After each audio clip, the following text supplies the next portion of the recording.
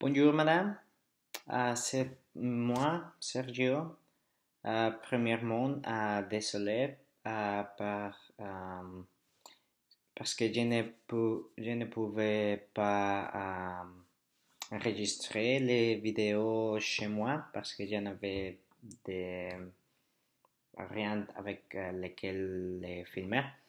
Mais je suis retourné au campus il y a une heure et je voulais euh, enregistrer mon vidéo pour le lundi. Eh bien, je comprends que le thème d'aujourd'hui était un débat au sujet de l'exception culturelle française. Eh bien, euh, je serai pour l'exception culturelle pour les grandes valeurs de savoir des cultures qui ne sont pas autant puissantes comme les États-Unis par les protéger ces cultures. Mais c'est vrai que l'ère de l'Internet a changé le monde. Et dans ce monde de l'Internet, le globalisme euh, où les personnes peuvent échanger euh, librement de quelques matériels audiovisuels, des films, des programmes. Il faut faire des changes. Faire des changes. Et bien, à mon avis, il faut continuer avec les subsidies euh, pour concourir avec Hollywood. Et la Cité du cinéma est une bonne étape. J'aime bien qu'il y a un investissement dans l'éducation très fort dans les deux écoles de cinématographie. Et aussi, je crois qu'il est une bonne idée d'imiter les modèles hollywoodiens dans la cité du cinéma. Euh, mais il faut faire plus. À mon avis, tous les réalisateurs sérieux devraient avoir accès à les installations de la Cité du cinéma, bien s'ils ne sont partie de l'Eurocorp. Et bien, parce qu'il faut avoir les bâtiments et les ressources pour créer les films, les programmes culturels de la France. Et donc, l'État a de deux options, à mon avis. Il pourrait de subsidier, d'établir subsidies para que les autres studios et les autres réalisateurs peuvent renter les installations de la Cité du cinéma. Ou l'État pourrait construire des grands studios comme la Cité du cinéma public, d'une manière qui tout réalisateur qui a une idée et aussi des investissements euh, pour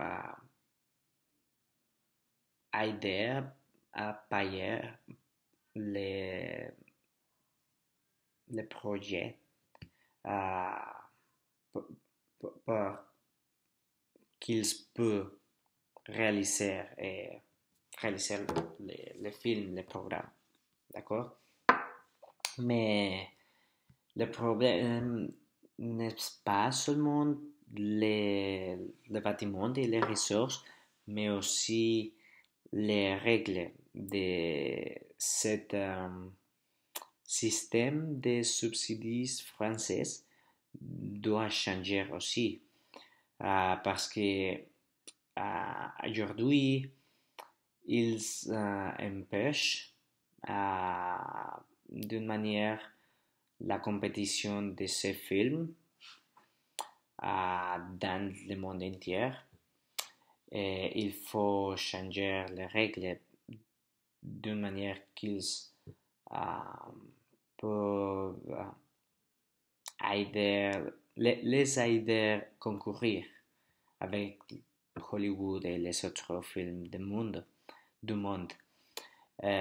Premièrement, le système de subsidies de l'État devrait récompenser, encourager ces réalisateurs de films français qui ont le désir de produire des produits, des films, des programmes,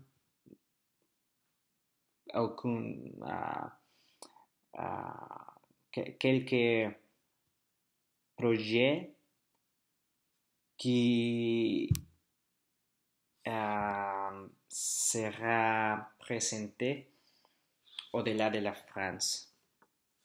Par exemple, le crédit d'impôt devrait permettre des projets cinématographiques en langue étrangère avec des éléments français. Ah, oui. Deuxièmement, la France devrait rejoindre les autres pays européens dans les accords pour faciliter l'exportation de leurs films. Et finalement, l'État ne peut pas payer tout. Euh, les, les réalisateurs devraient chercher leur investissement pour aider les payeurs. On peut avoir des subsidies et des crédits d'impôt, mais ils ne peuvent pas payer tout. Bien. Il y a une opportunité d'investissement national et étranger dans les films français. À mon avis, il est très bien d'être fier de ton culture, de vouloir la protéger, mais ce protectionnisme pourrait être ou pourrait produire l'extinction de leur culture audiovisuelle dans le monde. Il ne faut pas se blottir du monde extérieur parce que si on se blotte pendant longtemps, à la fin, les autres pays, ils les engloutera. Mais il faut investir pour que les réalisateurs français prennent l'attention globale par leur seule valeur culturelle et leur qualité, parce que les autres pays, les personnes des autres pays vont valoriser les aspects culturels français dans des films de qualité française. Bien, il faut les exporter. Et les subsidies, les règles avec qui l'État investit sur ces projets audiovisuel devrait changer. Et donc, on pourrait dire que je suis contre l'exception culturelle par cette raison. Merci.